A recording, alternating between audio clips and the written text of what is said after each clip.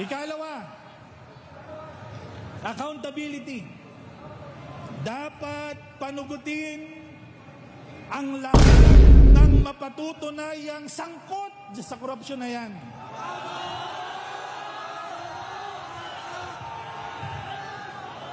Sino man sila, anuman ang kanilang posisyon sa gobyerno, dapat silang panagutin.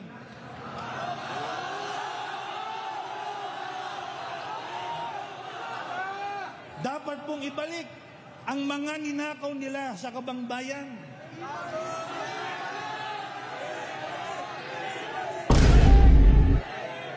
Para sa ganon, magamit po sa mga programang makapagbibigay ng tunay na tulong at serbisyo sa ating mga mamamayan.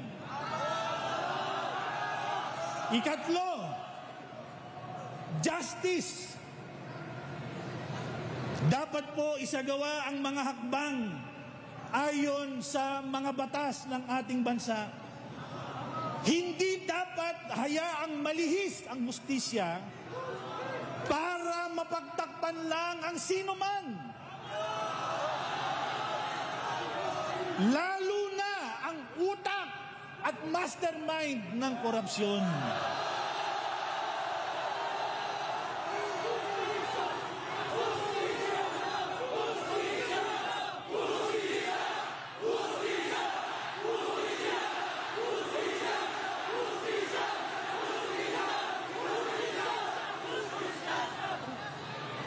At ikaapat, at napakahalaga din ito, tulad ng transparency, accountability, at justice, ipinapanawagan din natin ang peace o kapayapaan. Tama ba, mga kababayan? Habang hinahangad natin ang katotohanan at hustisya, ayaw natin, uulitin namin, ayaw natin na magbunga ito ng karahasan at kaguluhan. Ang layunin natin ay kapayapaan para sa ating bansa. Kaya mga kababayan, tatanungin po namin kayo, gamitin natin ang ating karapatan sa malayang pagpapahayag. Sumagot kayo ng malakas, sabay-sabay at masigla.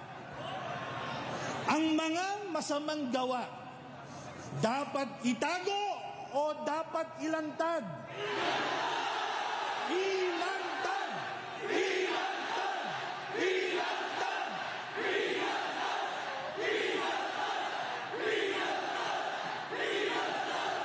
Ilantad! Sa pantanong, ang sino man nagnakaw sa kaban ng bayan, hindi panagutin o panagutin? Panagutin! Panagutin! Panagutin! Panagutin! Panagutin! Panagutin! Narinig po naming malinaw ang inyong sagot. Sana naririnig yan ng mga kinauukulan.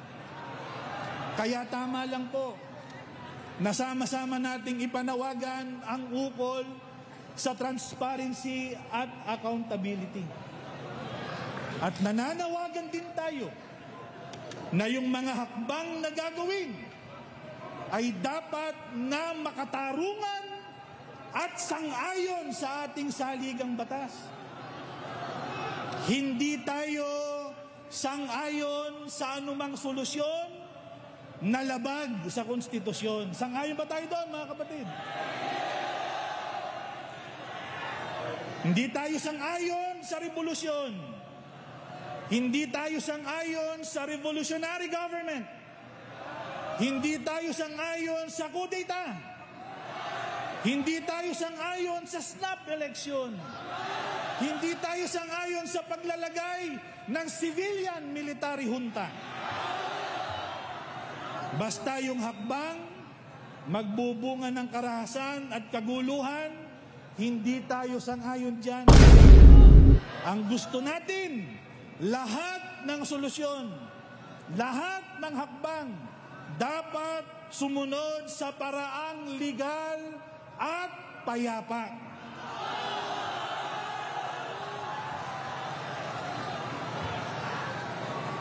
Kaya nililinaw din po namin sa lahat. Gusto naming maging maliwanag sa lahat. Hindi natin hinahangad ang pagbagsak ng ating pamahalaan bilang institusyon. Sana maging maliwanag yan sa lahat. Ang nais natin ay ang pagbagsak ng katiwalian.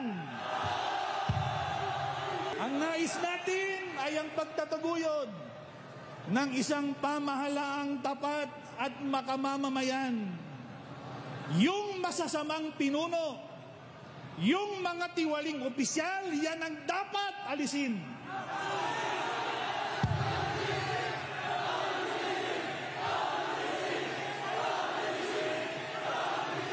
Hindi po yung pamahalaang gumagarantya sa kalayaan ng mga mamamayan.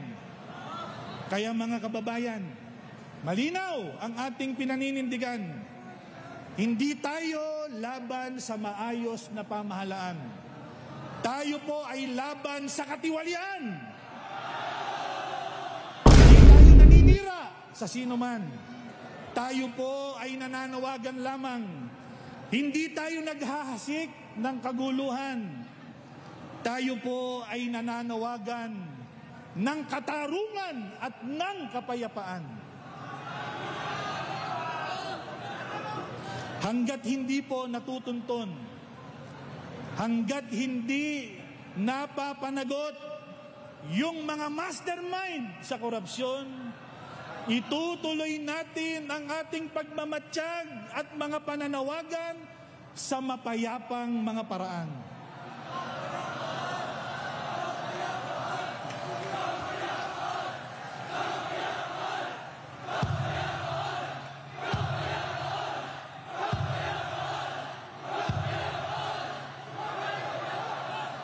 Napakahalaga po nitong ating pinapanawagan sapagkat ito ay hindi po para sa atin lang. Hindi po ito para sa kasalukuyan lamang, kundi ito po ay para sa kinabukasan ng ating mga anak at ng susunod na henerasyon ng mga Pilipino. Nararapat sila sa namumuhay sa isang tapat, makatarungan at marangal na bansa. Tandaan po natin, habang may tinig na nananawagan laban sa katiwalian, laban sa kawalang katarungan, may pag-asa po ang Pilipinas nating mahal. Maraming salamat po. Mabuhay ang Pilipinas! Mabuhay ang Pilipinas!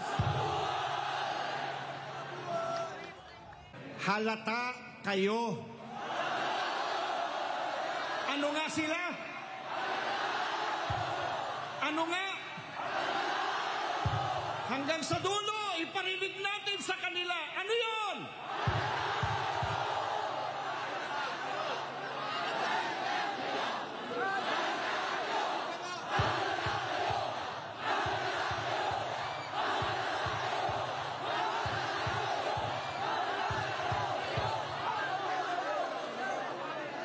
Kapag ang mga dapat sanang tagapagtanggol ng katotohanan ay siya pang nagkukubli nito, saan pupulutin ang ating bayan?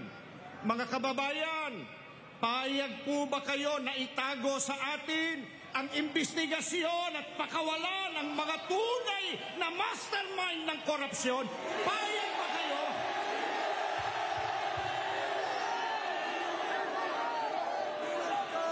Kaya malinaw po ang ating panawagan. Malinaw po ang ating panawagan. Ang investigasyon ay dapat maging transparent at makatarungan upang mapanagot ang mga nagkasala. Sapagkat kung meron pong pagtatakip, kung meron pong manipulasyon, kung ang batas po ay babaluktutin upang maprotektahan ng mga makapangyarihan, ay hindi kailanman maghahari ang katarungan. at mananatili po na biktima ang sambayanan. Papayag ba kayo?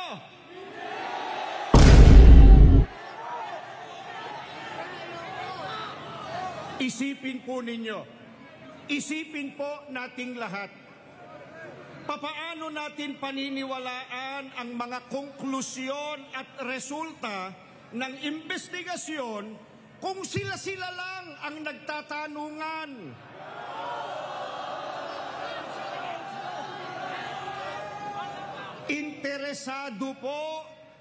Interesado po ang marami. Sino-sino yung pinatawag?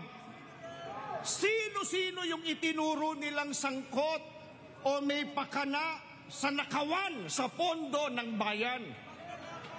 Ano-ano yung mga ebidensyang ipinakita? Papaano po ito ipinroseso? Ano yung mga hakbang na ginawa ng komisyon? Karapatan po ng mga mamamayan ang malaman ang mga iyan sapagkat buwis nila mula sa kanilang dugo at pawis ang walang konsyensiyang ninakaw ng mga kawatan.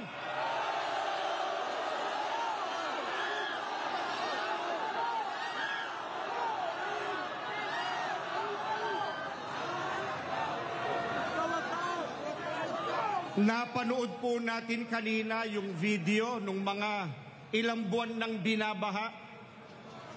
Napansin po ninyo yung sinabi nung isa sa mga biktima, panawagan niya doon sa mga kawatan. Ang sabi niya, makonsyensya kayo. Nag-iisa lang siya, kaya siguro hindi siya naririnig. Baka dapat tulungan natin. Baka dapat iparinig natin yung makakarating sa dapat na daknan. Sabay-sabay po, sabihin natin, makonsyensya kayo!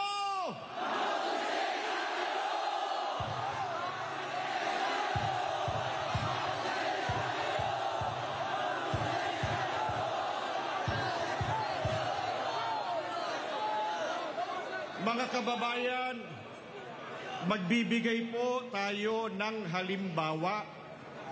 Sa dinami-dami ng kongresista na napangalanan na di umano'y sangkot, ilan na po ang pinatawag man lang ng komisyon?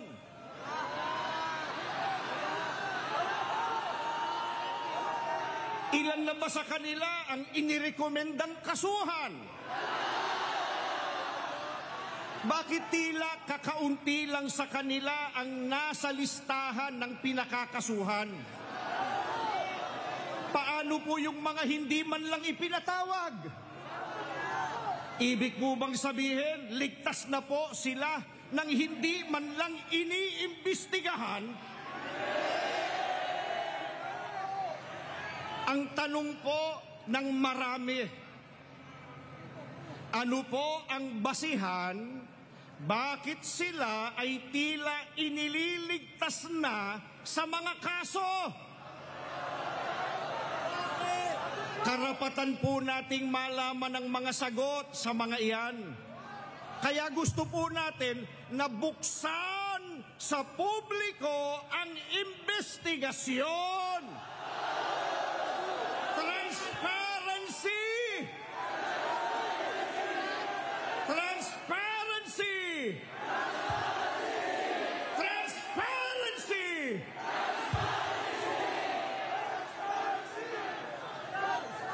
Mga kababayan, maging ang pagpapalutang ng mga isyu na lihis sa pagtunton sa ugat ng katiwalian, isang uri po iyan ng pagtatakip na salungat sa transparency na hangad ng marami. Halimbawa po, para malihis lang ang usapan, ewan namin kung napapansin ninyo, pilit inaangguluhang ang mapayapang pagkilos na ito ay bahagi raw ng planadong destabilisasyon sa gobyerno.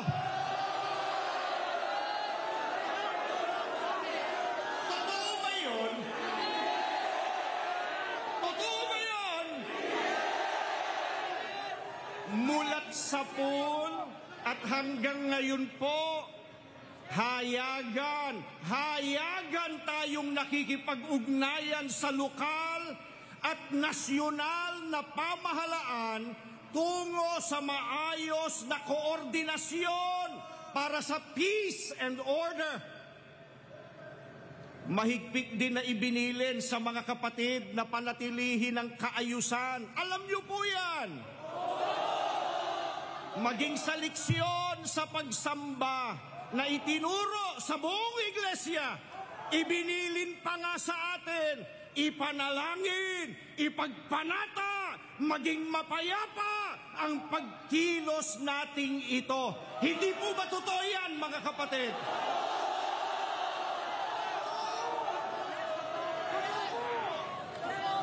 Kaya malinaw po, napakalinaw po, ang walang batayang pagpaparatang at pagdadawit sa iglesia sa kung ano-ano ay isang coordinated diversionary tactic. Inuulit po natin, ito ay isang coordinated diversionary tactic. Isang pagtatangkang iwasan na sagutin ang tunay na issue batay sa mga naglilitawang ebidensya. Kaya ang paalala po natin sa mga nasa likod ng paninira, kung merong dapat harapin, iyon ay ang katotohanan, hindi ang paglikha ng mga istoryang halatang halata, pantakip sa tunay na issue.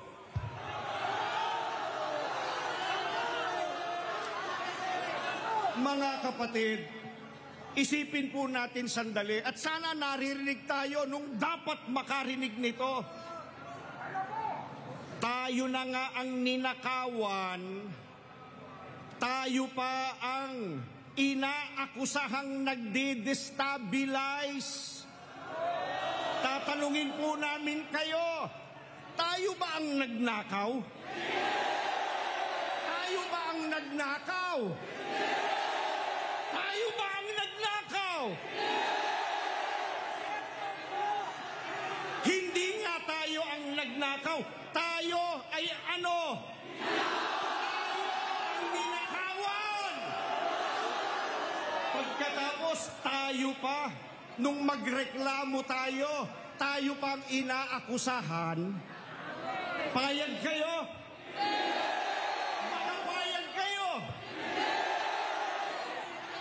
Ang transparency, hindi lamang prinsipyo ng mabuting pamamahala. Ito po ay utos ng katwiran. Kapag bukas ang proseso, kapag lantad ang katotohanan, nagkakaroon ng tiwala ang mga mamamayan. Ngunit, kapag may pagtatago at panlilinlang, lumalaganap ang kawalan ng tiwala, lumalaganap ang galit, lumalaganap ang pagkakawatak-watak. Kaya, kung nais nating makamit ang kapayapaan, dito po sa ating bansa, kailangang manaig at mailantad muna ang katotohanan. Iparinig natin sa kanila ano po dapat gawin sa katotohanan. Iparinig! Mahina raw!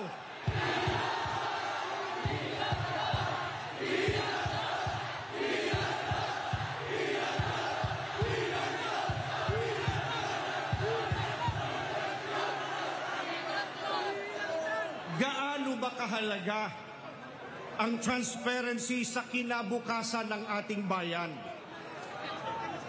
Kapag ang mga kabataan ay lumaki na nakikita na ang katotohanan ay pwedeng itago, ang kasalanan pwedeng pagtakpan, mawawala ang tiwala nila sa sistemang dapat sana'y nagtatanggol sa kanila.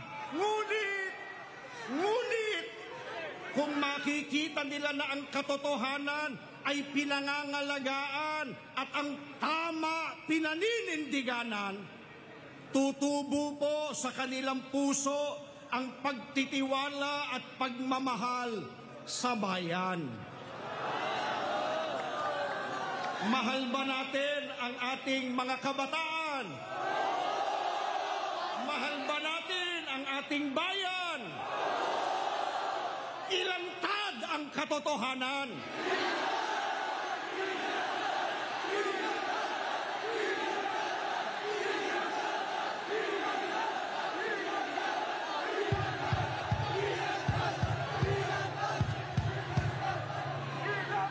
Kaya't ang panawagan natin para sa transparency, hindi lamang po para sa kasalukuyan, kundi para sa mga susunod na henerasyon ng mga Pilipino.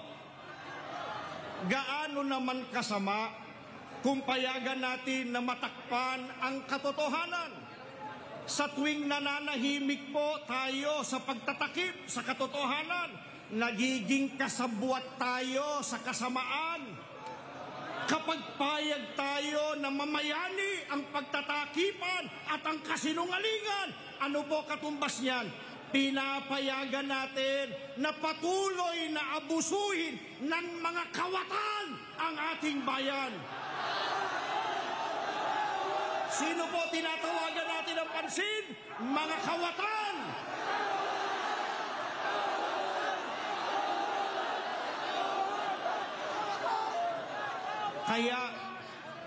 Kaya ngayon, tumitindig po tayo, mga kababayan.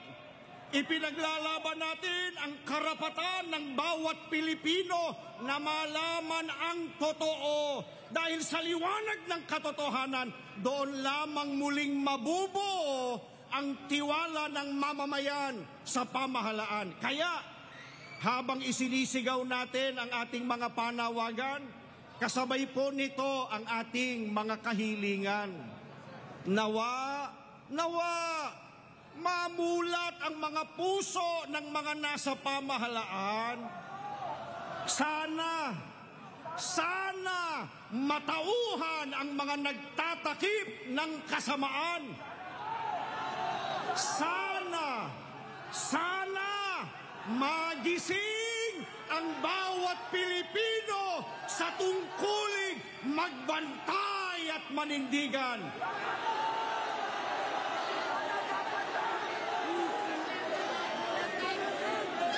Sapagkat sa panahong ito po ng kawalan ng katiyakan, ang pagiging tapat at totoo ang pinakamataas na anyo ng pagmamahal sa ating bayan. Mga kababayan, sa panawagan natin ito para sa transparency, hindi po natin nilalabanan ang mismong pamahalaan. Ang ating nilalabanan ay ang kasinungalingan at kasamaan. Hindi po natin layunin na pabagsakin ang gobyerno bilang institusyon, kundi ano po layunin natin? Palakasin ito sa pamamagitan ng katapatan at accountability o pananagutan. Yan po ang diwa ng ating mga isinusulong. Transparency upang makita ng lahat ng katotohanan. Accountability upang mapanagot ang mga nagkasala at maibalik ang ninakaw sa bayan. Justice upang pairali ng batas ng walang kinikilingan. Baka hindi nila tayo narinig. Baka hindi nila narinig yung panawagan nating transparency, accountability, justice. Baka dapat iparinig natin. Isa-isahin po natin sa kanila. Ano po yung una?